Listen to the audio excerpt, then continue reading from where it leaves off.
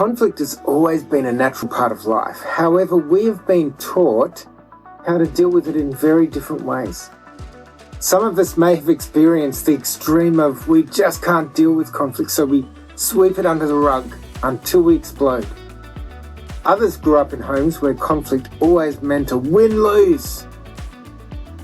Although statistics for Australia are vague, my time with clients suggests that a minority of Australian homes actively work on positive conflict resolution.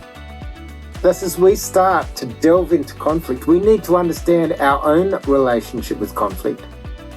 Was conflict encouraged at home? Did anyone ever model win-win conflict? Do you have a healthy view of conflict, or do you stay away from it like the plague? We also need to take into account our own personalities.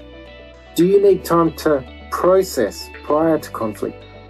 Or are you ready to jump straight in? What is your natural response to conflict?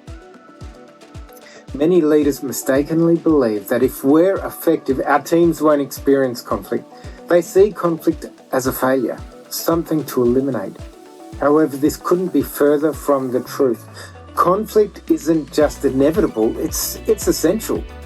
The real problem is conflict that is dealt with poorly or not dealt with at all. So here are some practical tips in dealing with conflict well. First, we need to shift our perspective. Conflict should be embraced, not feared. I'm not suggesting you should enjoy it. No one should enjoy conflict.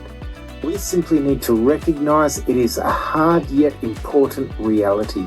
It's an opportunity to clarify expectations, enhance relationships, and drive innovation. Have you ever heard the phrase self-fulfilling prophecy?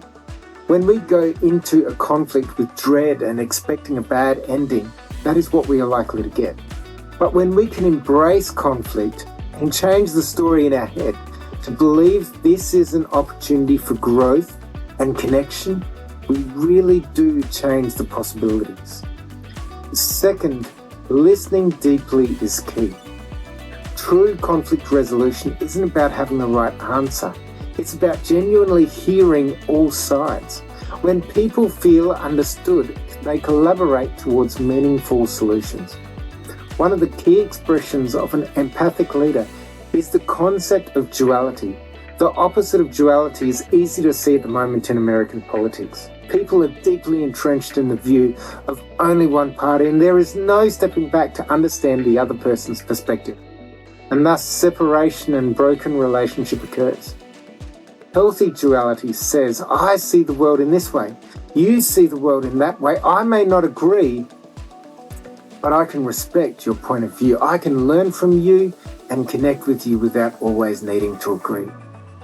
You see, when we shift our perspective and lean into conflict as a positive, we are the leader who brings clarity.